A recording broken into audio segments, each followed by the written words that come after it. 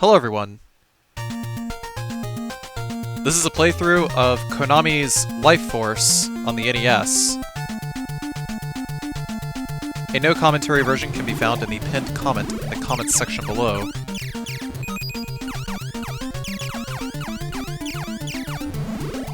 So I don't really want to do anything too crazy with this game. You know, I just did like a deathless playthrough, save stated between levels. Say what you will, but I don't know, I just kind of wanted to do this for fun. This is probably my favorite soundtrack of any NES game, period. So, on the first set of enemies, you want to try to get as many option power-ups and missile power-ups as possible. The way the power-up system works in this game is exactly like Gradius, where you collect the power-up, and then it increases a gauge, and then you press A in order to get a specific power-up. In the Japanese version of the game, Salamander, it's a little different. You just collect the power-ups individually as the enemies drop them, and just sort of accumulate max power-ups as you go along. Kind of like an R-Type a little bit, I guess.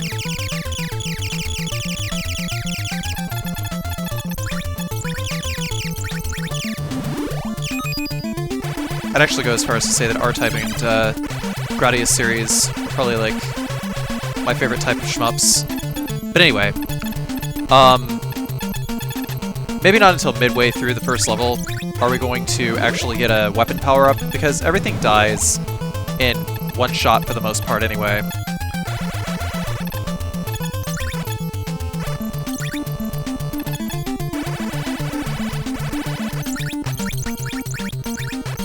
Obviously, if you're powered up to an option and you no longer see that it's available, you can just save up for the next power-up. There's 2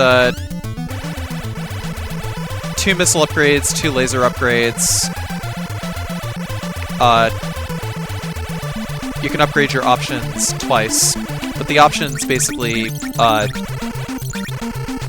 give your primary weapon more firepower and also fires off a lot more missiles, so it's pretty handy.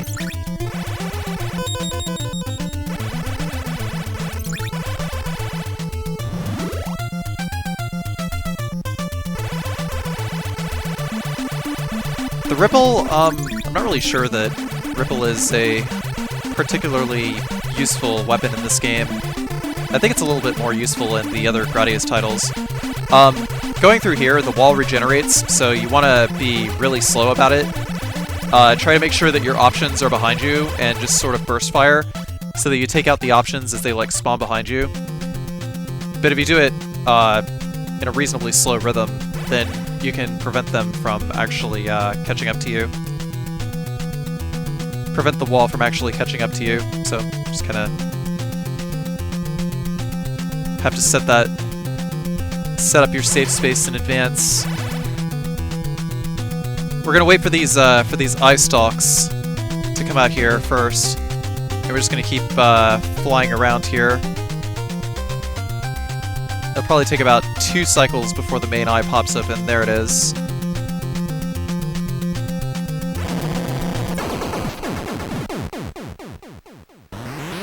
Lasers with options generally take this guy out really fast.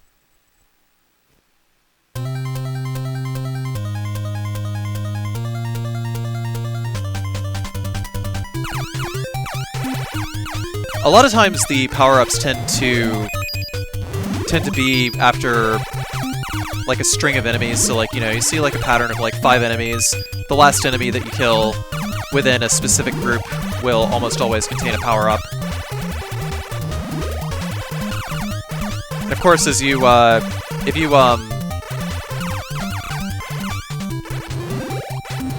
lose all your power-ups, or like if you die, then you lose all your power-ups, so it makes the game that much more punishing.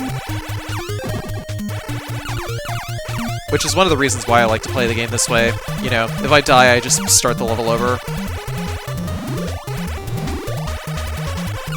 So I guess I've gotten like pretty okay at this game, but I think that because of the amount of times that you die just after losing your power-ups and just not really being able to get your power-ups back, kind of puts the game in a little bit of a hold, so...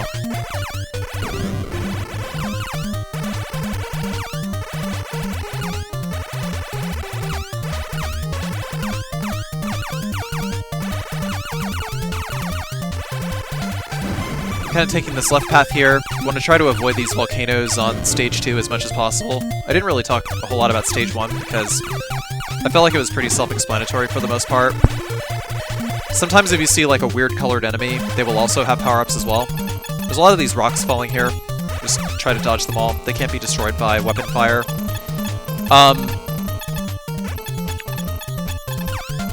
One other strat to take note of is try to keep your power-up gauge to maximum at all times. If you collect a 7th power-up, then it will just cycle back over to the speed power-up, which actually you don't want. I'm actually not entirely sure if your speed power-ups reset with the start of each level or not. Probably be a pretty clever way to make sure that the player doesn't just hoard force shields throughout the game.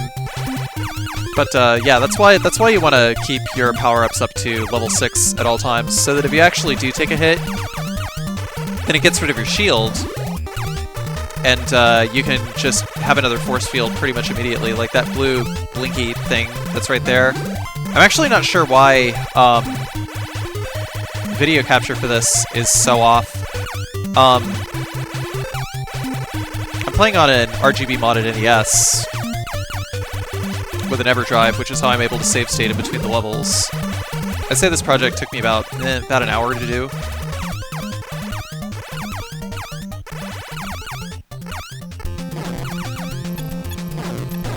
Obviously, really, really easy with save states, so, you know, say what you will. I don't give a shit. I just wanted to upload this for fun.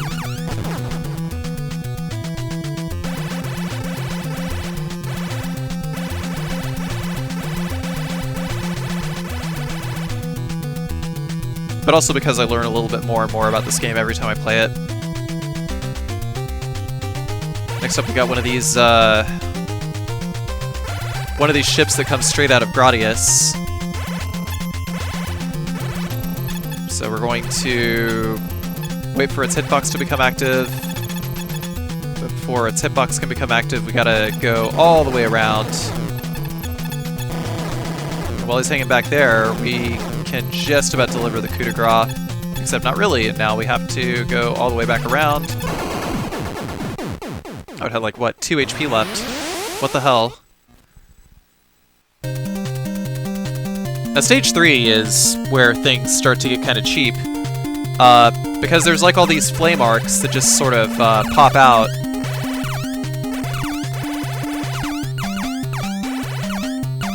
In the NES era, Konami loved to reuse a lot of assets, and I think I saw on Angry Video Game Nerd a little while ago that a lot of these like flame arcs that pop out of the of like the sun here that we're going through, of the star that we're going through, are actually reused in Bucky O'Hare. Like, I just tried playing that game a little while ago. It's absolute pain in the ass. But for the most part, for this level, we're just going to try to stay on the bottom and destroy any projectile that can be destroyed coming straight towards us. Generally, if a projectile is rather large, then it can be destroyed.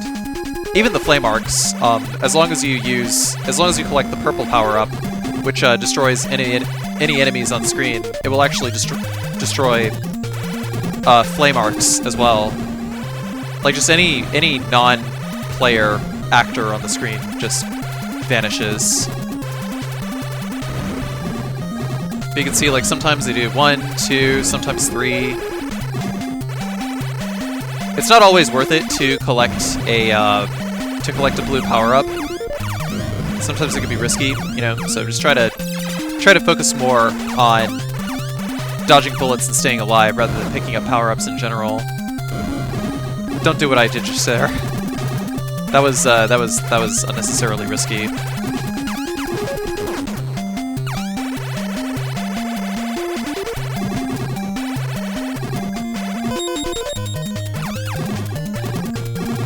Also, I think maybe every 200,000 points, or sorry, every 20,000 points or so, you get a 1-up. Probably scales a little more as it goes on.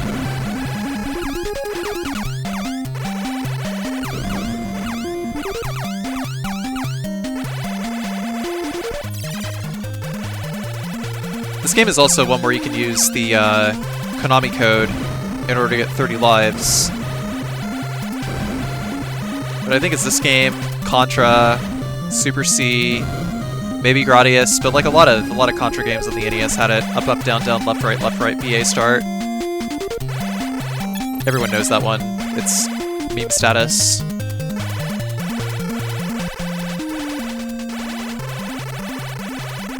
After taking out the last dragon here, we have one more dragon to kill.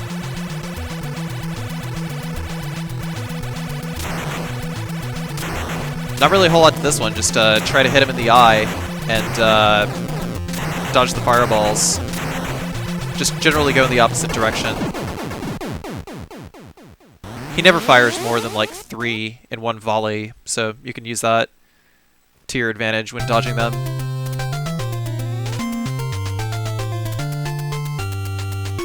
Stage 4 is another one of those crazy bioorganic levels.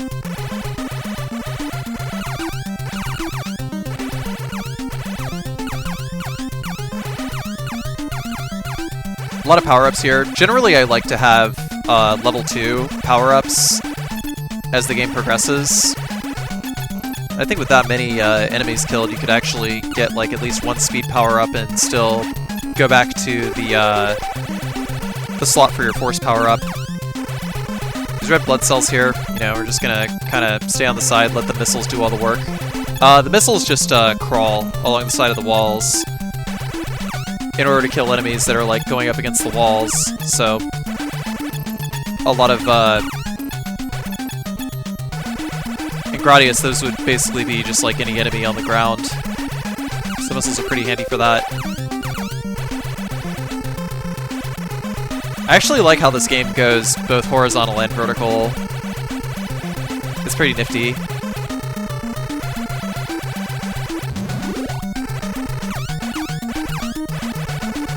I accidentally collected a power-up here, so now I gotta get my force field back.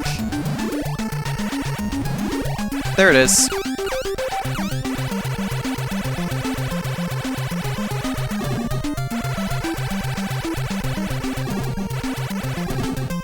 Killing these pustules is pretty slow here. I don't actually know what happens if you don't destroy them. Do they like blow up and fire bullets at you? Probably not. But I know when you destroy the last one, then bullets will fly out.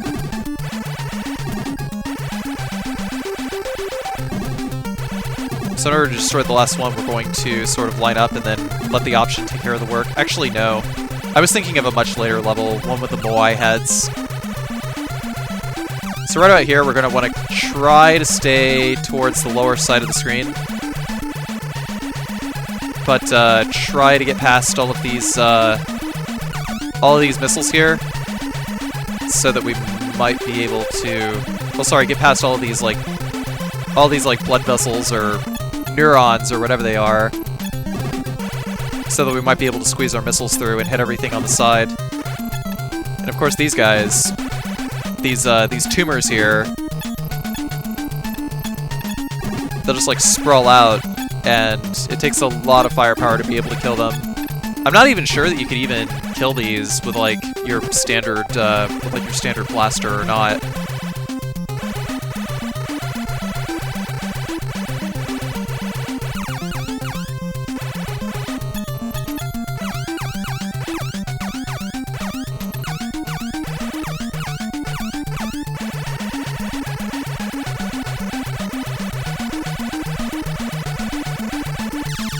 So there are a lot of lasers, basically turning the upper half of the screen into a sort of no-fly zone. Of course, the game is trying to bait the player into staying on the bottom while dodging all of these blue sickles, whatever they are.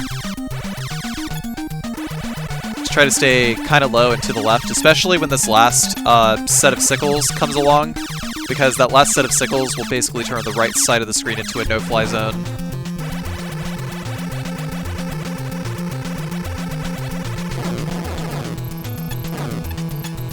Whenever this guy fires a volley of bullets, we cannot dodge in between them. Our hitbox is way too big for that, so we gotta wait for him to stop firing before we can pass on to the other side of the screen. I'm not sure where all of his HP is, if it's in the eyes or if it's in the mouth. I think the mouth just might fire bullets and you just might have to kill the eyes instead.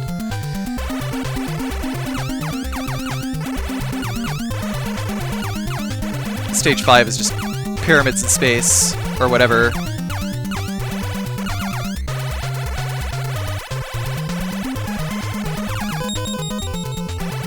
Missiles don't really destroy the things on the side so fast, either. I think only some of these blue rocks here can be destroyed, but by firing at them, they tends to manipulate their directions a little bit. At least from the way it looks, but I'm not sure.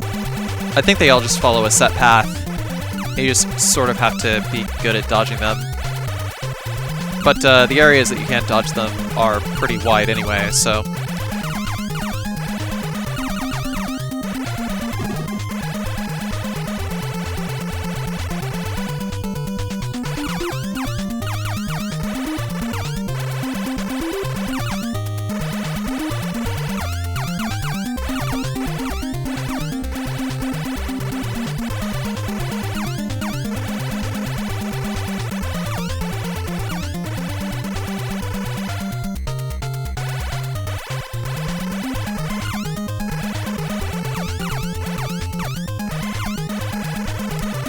I don't think we can really destroy the thing on the side of that asteroid that shoots enemies, even if we let our options... Even if we, like, position our options so that they go through the wall. Let's just kind of let that be, let it do its thing. Now these stalactites that are falling from the top, I have no idea why stalactites are falling in space. But we just gotta angle the ship, Vic Viper, so that sort of the options are like in a diagonal pattern, and they'll actually protect us from the falling rocks.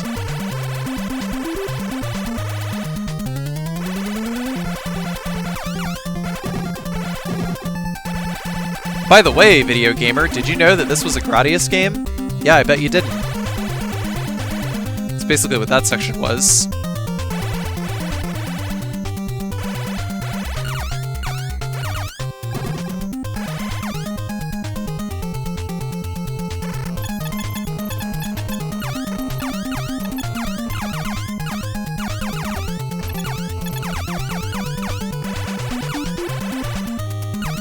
Yeah, the music is like way less repetitive in this one.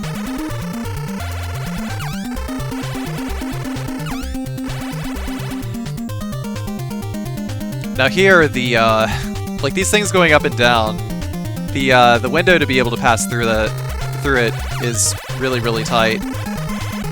It'll just go right through your force field and kill you, by the way. So it's kind of do or die. And then right about here, we're just gonna kind of hug the bottom of the screen. Maybe not worry so much about what power-ups. Maybe not worry so much about what power-ups you, like your power-up gauge here, because you're just going to randomly get power-ups. And you'll get your force field back, like, at the very start of Stage 6 anyway. If you're either too far ahead or too far behind on your power-up gauge. But in general, I try to pick up 6 power-ups here, if I can help it.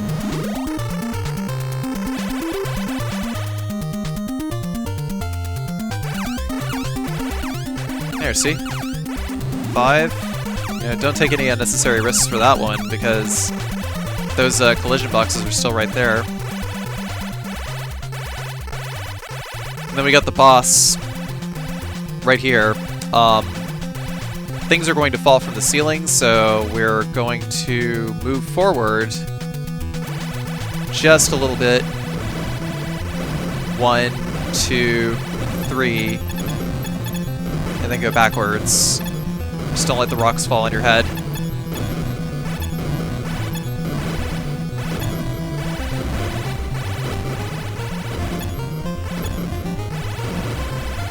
As soon as this hitbox becomes active, you know, just totally shred this King Tut head.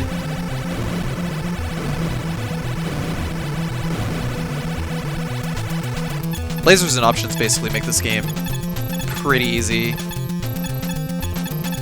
Stage 5 is also the longest stage in the game.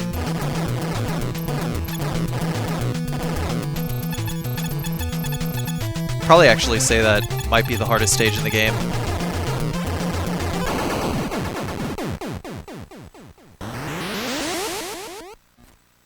It's like stage 3 just requires like a specific set of strategies, but stage 4, you know, you just have to be very, very, very careful.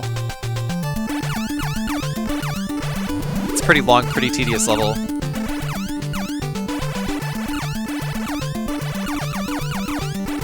I don't think you even really need much in the way of speed power-ups throughout the entire game, but generally having a force field might be better in some cases.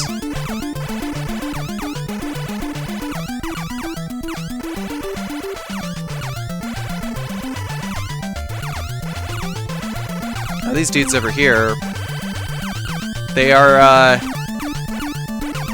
you might recognize them as the cursor on the title screen. So we're blowing up all the title screen cursors. Yes, that is the thing that allows you to select player 1 or player 2 at the title screen. And there's a lot of them. Also, one of them hit me, so I had to redo my force field. Of course, every time you have to redo your force field, you gotta collect 6 more power-ups again. And meanwhile, we gotta avoid these, whatever they are, these flames coming out of these, whatever it is.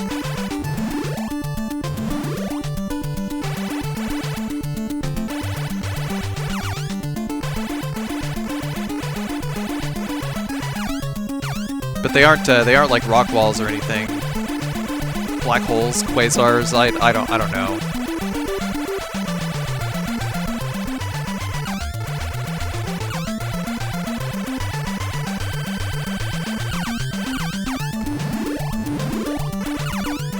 Got another force field, so we should be safe from gunfire for pretty much the rest of the game. And right about here, after we've gotten our power-ups back, you know, we can just kind of stay on the top side of the screen and just spawn kill these guys as they come along.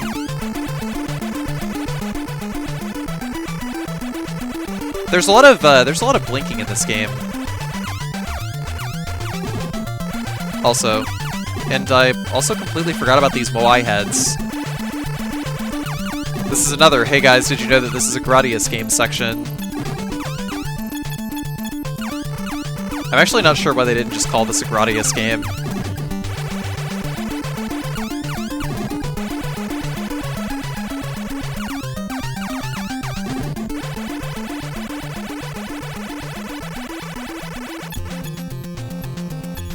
But it doesn't matter. This game is kick-ass.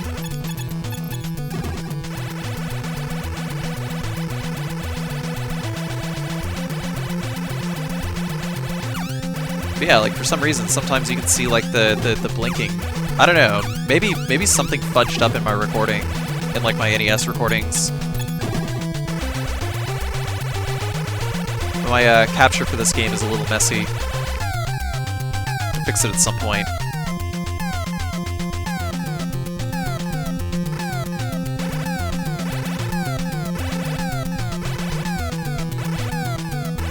No idea why I couldn't just capture everything.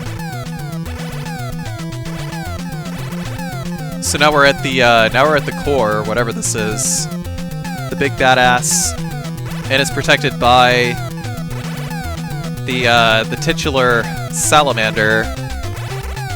the enemy on the box art of this game.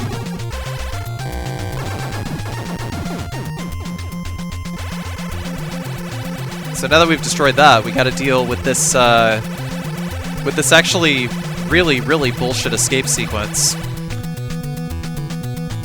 It took me a lot of practice to nail this, but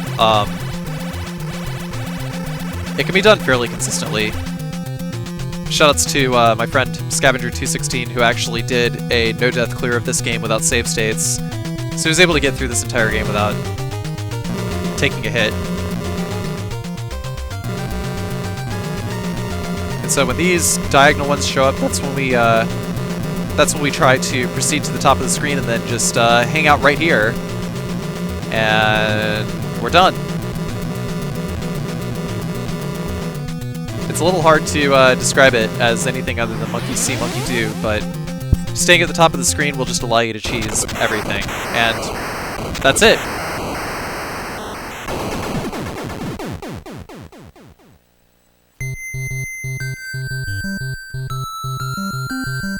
That was Life Force on the NES.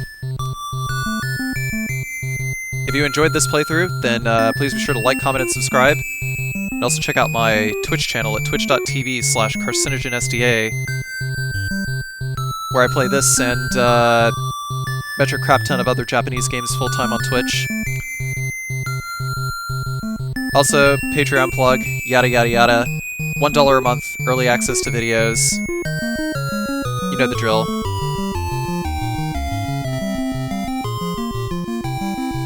Probably be doing some more Konami games and some more Castlevania pretty soon. Till next video.